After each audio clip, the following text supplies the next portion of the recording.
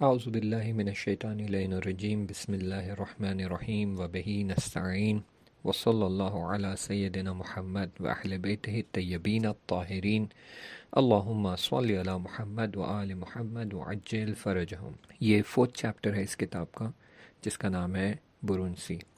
ان کی خانوں اس ماجرے کو بیان کرتی ہے اور فرماتی ہے کہ وہ بہت احتیاط کرتے تھے اور ہر چیز کا لحاظ رکھتے تھے۔ کبھی کبھی جب کچھ دوستوں کے ساتھ گھر پر آتے تو ان کے پاس امام خمینی کی تقریروں کی کیسٹیں ہوتی تھی۔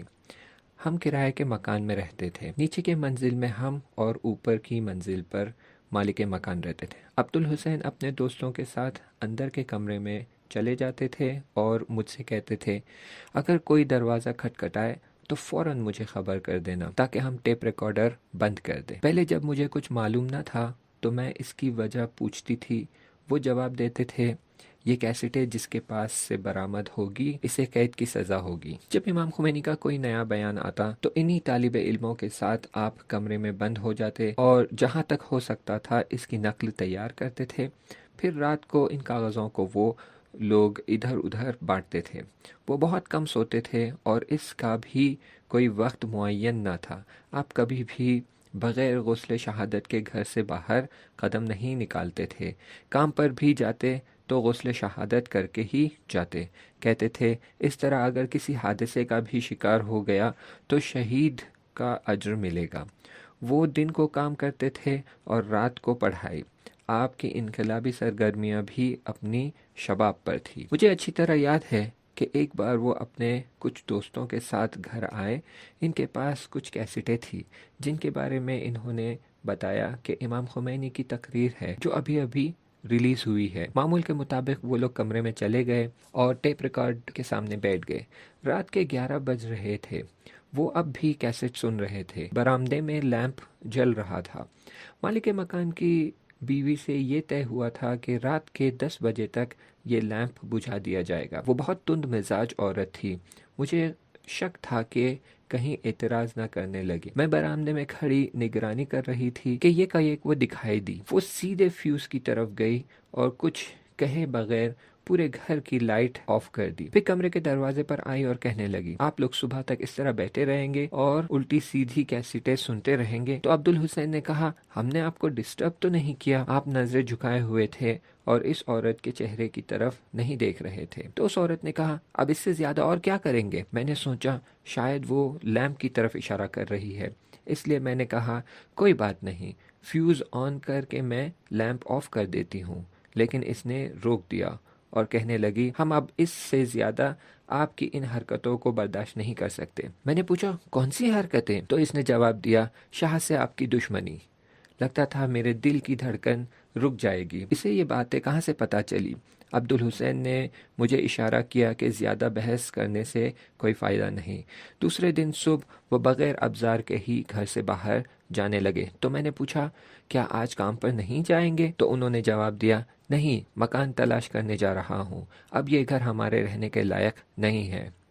دوپہر کو وہ گھر لوٹے تو میں نے پوچھا کیا ہوا، گھر ملا؟ تو انہوں نے جواب دیا ہاں۔ کہاں پر ہے؟ تو انہوں نے کہا طلاب کی گلی میں۔ شام کے وقت تک ہم اس نئے گھر میں اپنے سامان سمیٹ پہنچ گئے تھے۔ زیر زمین کے اس مکان کو دیکھ کر میری چیخ نکلنے ہی والی تھی۔ عبدالحسین یہ کیسا مکان ہے؟ میں نے حیرت سے پوچھا۔ تو انہوں نے جواب دیا یہ گھر کسی طالب علم کا ہے، جب تک کوئی مناسب جگہ نہیں مل جاتی ہم یہیں رہیں گے۔ انہوں نے بڑی محبت سے مسکراتے ہوئے جواب دیا۔ مکان کی تاریکی سے میں خوفزدہ تھی، مجھے رونا آ رہا تھا۔ انہوں نے کہا زیادہ پریشان ہونے کی ضرورت نہیں ہے، کچھ دنوں کے لیے یہ جگہ اتنی بری نہیں ہے۔ آخرکار اس ڈراؤنے اور تاریک مکان میں ہم رہنے لگے۔ کچھ دنوں بعد انہوں نے اس علاقے میں 40 میٹر مربع زمین خریدی اور کچھ طالب علموں کی مدد سے اس پر گھر بنانے لگے۔ بہت جلد زمین کے چاروں طرف دیوار کھڑی کر دی گئی اور اس پر چھت بھی ڈال دی گئی، لیکن ابھی پلاسٹر نہیں ہوا تھا۔ ہم اپنا سامان لے کر وہاں منتقل ہو گئے۔ یہ گھر بہت چھوٹا تھا، اس میں صرف ایک کمرہ تھا جس کے بیچ میں پردہ ڈال دیا گیا تھا۔ رات کو پردے کے اس طرف ہم اور بچے رہتے تھے اور پردے کے اس طرف وہ اور ان کے دوست کام کرتے تھے۔ آہستہ آہستہ کام بڑھتا گیا۔ اب وہ پہلے سے زیادہ پوسٹر لوگوں میں بانٹنے لگے اور دیواروں پر چپکاتے تھے۔ انہوں نے کسی کو پیسے دے کر زاہدان سے ریوالور بھی منگا لی۔ میں نے پوچھا اس کی کیا ضرورت ہے؟ تو انہوں نے جواب دیا شاید کسی موقع پر یہ کام آ جائے۔ جب وہ پوسٹر تقسیم کرنے جاتے تو یہ تاکید کرتے تھے کہ اگر شاہ کے لوگ گھر پر آئیں تو ان سے صرف یہی کہنا کہ میرے شوہر کارگیر ہے اور مجھے کچھ نہیں معلوم۔ ایک رات وہ پوسٹر تقسیم کرنے گئے تو واپس نہیں آئے۔ مجھے ایک پل سکون نہیں تھا۔ کئی بار دروازے تک گئی اور گلی میں جھانک کر دیکھا لیکن ان کا کہیں اتا پتہ نہیں تھا۔ وقت گزرتا گیا۔ اب مجھے یقین ہو گیا تھا کہ انہیں گرفتار کر لیا گیا ہے۔ ساوک کے وحشی پن کے بارے میں مجھے پہلے سے ہی معلوم تھا، اس وجہ سے میں اور پریشان تھی۔ صبح ہوئی تو ان کے دوستوں کو اطلاع دی۔ انہوں نے اطمینان دلایا کہ ہم ان کو تلاش کرتے ہیں، انشاءاللہ مل جائیں گے۔ اس دن کچھ پتہ نہیں چلا۔ کئی دن اور بھی گزر گئے۔ اب میں مایوس ہو رہی تھی کہ اچانک ایک دن وہ گھر واپس آ گئے۔ ہمارا اندازہ درست تھا۔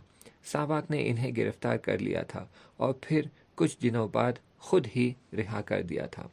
امام خمینی نے اپنے نئے پیغام میں عوام سے سڑکوں پر آ کر مظاہرہ کرنے کی درخواست کی تھی۔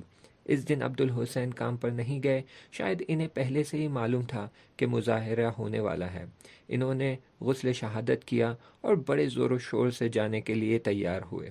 امام کی کیسٹوں اور آپ کے رسالے اور دوسری کتابوں کو ایک جگہ جمع کر کے عبدالحسین نے مجھ سے کہا اگر مجھے آنے میں دیر ہوئی تو ان سب کو یہاں سے ہٹا دینا۔ پھر وہ خدا حافظ کر کے چلے گئے۔ لوگ امام رضا علیہ السلام کے حرم میں جمع ہو کر حکومت کے خلاف نعرے لگا رہے تھے۔ دوپہر تک بری خبریں سننے کو ملتی رہی۔